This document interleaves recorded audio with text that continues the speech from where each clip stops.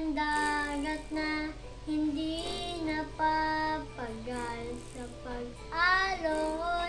Ang puso ko ay sa'yo magmamahal sa habang panahon. Natatanging kayamanan ko'y ikaw ay sambahin.